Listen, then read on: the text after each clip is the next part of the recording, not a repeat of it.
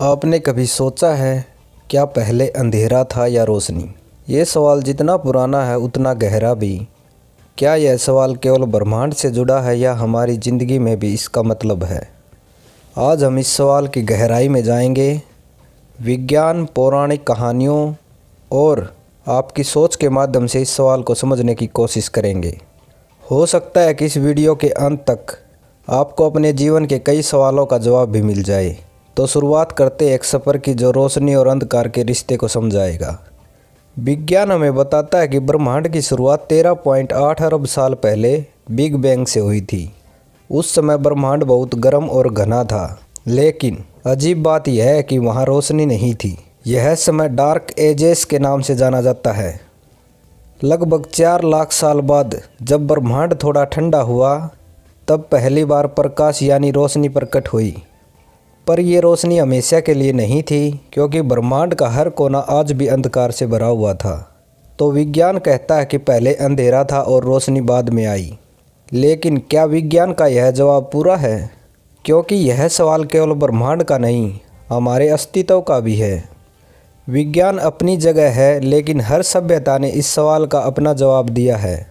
हिंदू धर्म में सृष्टि की शुरुआत ब्रह्मा से मानी जाती है। ब्रह्मा यानी एक ऐसी शक्ति जो न अंधकार है न रोशनी। यह रोशनी और अंधकार दोनों ही एक दूसरे में विलीन हैं।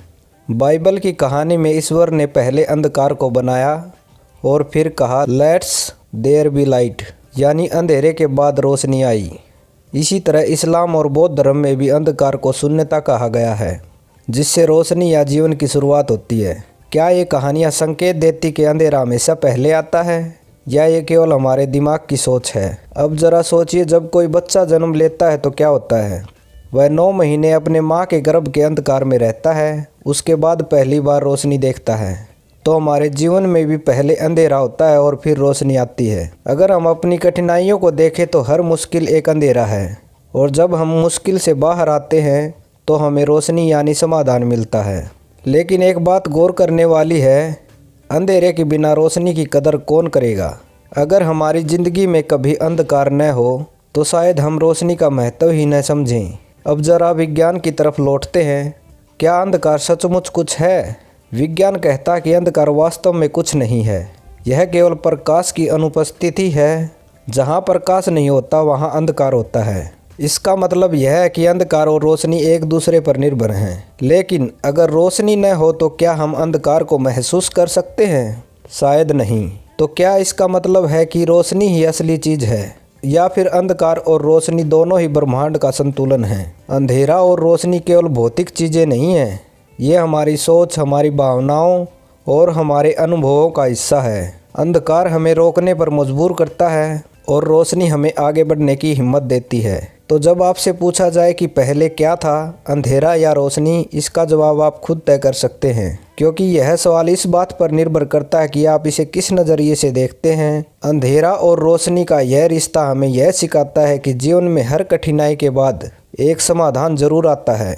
हर रात के बाद एक नया सवेरा होता है। तो यह सवाल केवल ब्रह्मांड का नहीं है, यह आपके जीवन का भी सवाल है। क्या आप अंधेरे को डर की तरह देखते हैं, या इसे उस रोशनी की शुरुआत मानते हैं जो आपको आगे ले जाएगी? अगर यह वीडियो आपको सोचने पर मजबूर कर गई हो तो इसे लाइक करें, शेयर करें और अपने विचार कमेंट में लिखें। और हाँ, हमारे चैनल को सब्सक्राइब करना न भूलें। हम फिर मिलेंगे अगली बार एक और सवाल के साथ जो आपकी सोच को बदल देगा। धन्यवाद।